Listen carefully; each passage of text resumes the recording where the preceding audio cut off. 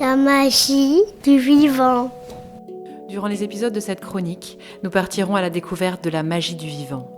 Accompagnés de ceux et celles qui agissent pour l'écoute et le respect du vivant, essentiel et trop souvent oublié derrière les incitations de notre société. Je suis Anne-Laure Lemonnier, thérapeute. J'accompagne particulièrement les neuroatypiques, car leur sensibilité me semble être la clé pour un monde meilleur. J'ai le plaisir d'accueillir aujourd'hui la doctoresse Martine Savès, homéopathe, créatrice de la santé humaniste, qui est une méthode de soins pour communiquer avec les cellules. Bonjour Martine. Bonjour Anne-Laure. Alors, cette méthode de la santé humaniste nous permet de communiquer avec nos cellules. Par quelle magie ? Alors, oui, ça peut paraître un petit peu magique, effectivement, mais en fait, ça ne l'est pas. J'expliquerai tout à l'heure par quel outil, par quels moyens on peut rentrer en communication avec nos cellules, parce qu'elles ont beaucoup de choses à nous raconter. C'est cette fameuse mémoire cellulaire dont on parle beaucoup depuis quelques années. Mais pour comprendre la mémoire des cellules, il faut d'abord parler un petit peu de la mémoire de l'eau. Donc l'eau est une molécule qui a des propriétés étonnantes, uniques, puisque c'est une molécule qui a la capacité de garder en mémoire les informations qu'on lui donne. Donc le premier qui a démarré, c'est le professeur Jacques Benveniste. Et puis ensuite, il y a Masaru Emoto, un chercheur japonais qui a pris en main tout ça et qui a pu démontrer de façon très concrète cette mémoire de l'eau. Alors, comment il a fait ? En fait, il a congelé de l'eau après l'avoir laissée en contact avec certaines informations. Alors, qu'est-ce que c'est les informations ? Qu'est-ce que ça peut être les informations ? Les informations peuvent être diverses et variées. Ça peut être de la musique, ça peut être des paroles, des sons, des mots. Voilà, donc il a fait de très nombreux essais. Et cette eau, ensuite, qui était congelée, il l'a regardée au microscope. Et là, il s'est rendu compte que, en fonction de la vibration à laquelle cette eau avait été mise en contact, les cristaux d'eau avaient une forme, une constitution complètement différente. Il y en avait qui étaient complètement déstructurés et d'autres qui étaient sublimes, magnifiques. Alors c'est magnifique, ça veut dire que tout ce qui entourait cette eau, et on sait qu'aujourd'hui que tout est vibration, influençait l'eau. Et oui, c'est ça, c'est le principe des vibrations, puisque sur cette planète, tout ce qui est vie, tout le vivant, c'est de la vibration. La vie, ça vibre. Donc notre corps est composé principalement d'eau, et c'est là que tu fais le lien, j'imagine. C'est ça. Nous sommes composés de 70 à 80% d'eau. Et bien sûr, toutes nos cellules, les milliards de cellules que nous avons, baignent dans cette eau. Donc c'est pour ça qu'on a pu, en partant de la mémoire de l'eau, aller vers la mémoire des cellules. La mémoire de nos cellules, c'est tout ce que nous avons vécu durant notre vie sur un plan émotionnel. Tous les moments de vie vécus d'ordre émotionnel que notre cerveau a oublié, que la mémoire de notre cerveau a totalement oublié, va être mise en mémoire, va être stockée dans toutes nos cellules et donc dans nos organes.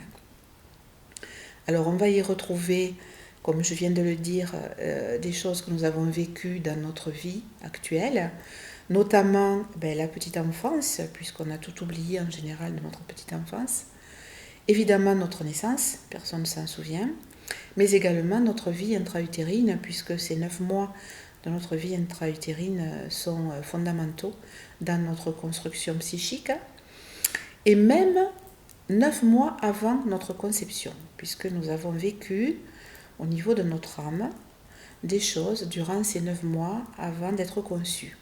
Donc ça, c'est stocké dans la mémoire de nos cellules. Mais ce n'est pas tout.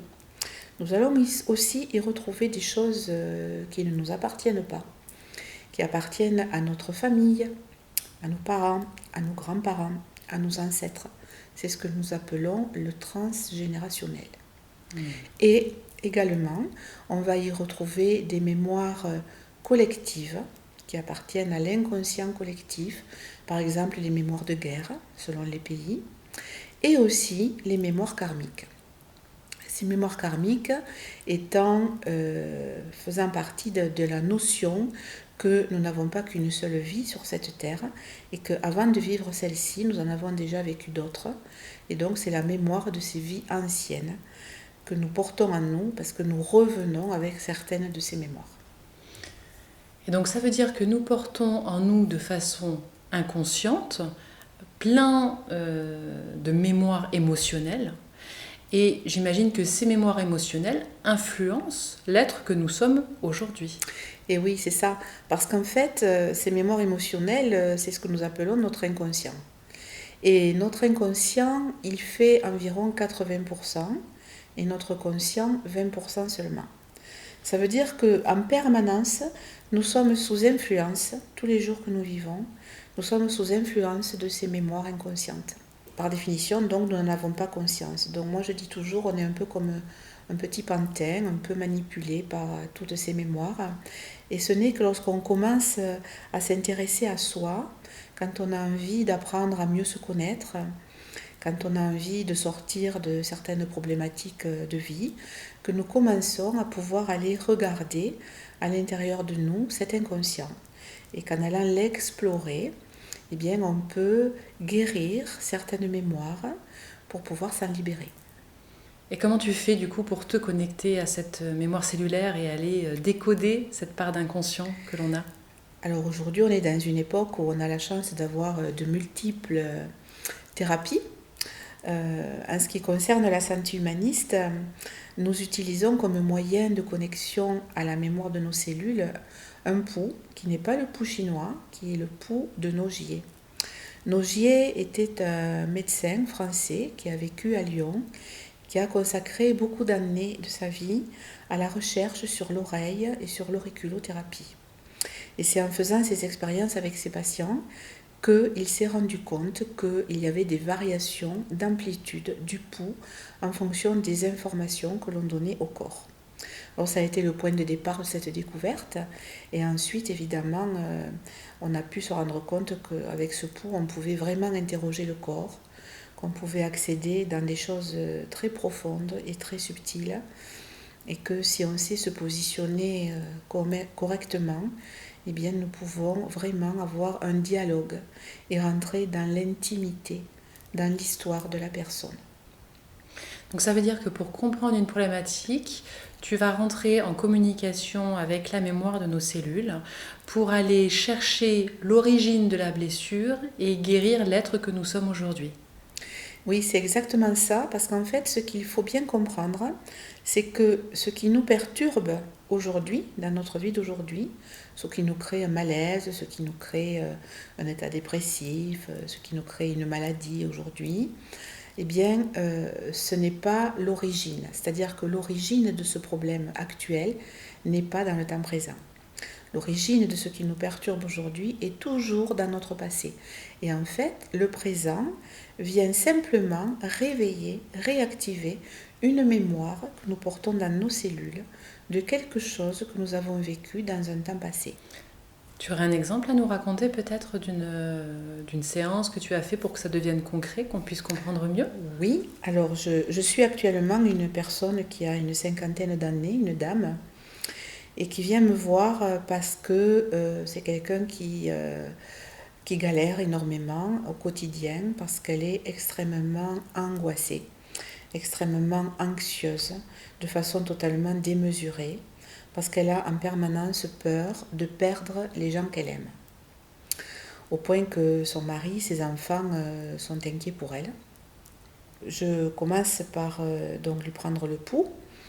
Et là, quand elle se met dans la situation de ces angoisses qu'elle a au quotidien, eh bien son corps me parle de quelque chose qu'elle a vécu quand elle était au tout début de sa vie, dans le ventre de sa mère, dans l'utérus, durant le premier trimestre, au 2e mois. Et en fait, cette mémoire cellulaire, c'est tout simplement qu'au début, elle a commencé à vivre dans l'utérus de sa maman avec un autre embryon à côté d'elle. Ça veut dire qu'elle avait un jumeau. Et que ce jumeau, vers 2 mois, est mort. Et ça a été un traumatisme énormissime qui l'a laissé dans un état de sidération, dans un état d'angoisse et de peur. Parce qu'il faut comprendre que quand on arrive avec un jumeau, c'est qu'on a avec cet être un lien d'amour et de complicité très très fort. Et en fait, c'est ce traumatisme qui fait que cette dame, toute sa vie, a été dans l'angoisse de perdre les gens qu'elle aime. Et donc elle a déjà, elle, identifié qu'elle avait un jumeau. C'est elle qui a trouvé dans ce travail où je l'invite à recontacter le petit embryon qu'elle a été. Elle a réussi à voir qu'il y avait un autre embryon à côté d'elle. Et petit à petit, elle va pouvoir commencer à percevoir l'état de sidération et la grande tristesse qu'elle porte en elle. Pour l'instant, c'est compliqué. Elle s'est protégée de ça. C'est une tristesse tellement énorme que pour l'instant, elle n'arrive pas encore, elle n'est pas encore prête à aller la contacter. Mais bon, c'est un chemin. Je pense qu'elle y arrivera bientôt et que dès l'instant où elle aura pu contacter cette tristesse, où elle aura pu guérir ce traumatisme qu'elle a vécu au début de sa vie, eh bien sa vie va complètement se transformer et elle sera libérée totalement de ces angoisses qu'elle porte depuis toujours. Donc si je comprends bien, c'est une méthode de soins qui est guidée directement par notre inconscient et qui est adaptée à notre rythme, puisque là j'entends que on écoute le rythme de l'humain et ses besoins pour avancer progressivement. Oui, c'est ça. En fait, on ne peut pas faire autrement que de se mettre au rythme du patient. Et c'est ça qui est beau, c'est que déjà se dire que le corps ne délivre les informations uniquement que si le patient est prêt à les entendre et à les accueillir. Donc déjà ça, c'est une sécurité importante. Et du coup, le thérapeute qui accompagne va au rythme du patient. On l'accompagne, on est avec lui, on va jusqu'où il peut aller. Et à un moment donné, on ne peut pas aller plus loin, donc on s'arrête. Et c'est important parce que c'est le respect du patient. Donc ce sont des soins qui se font avec beaucoup de respect, de bienveillance, d'empathie, de compassion. Martine, tu reçois dans ton cabinet en consultation en région toulousaine.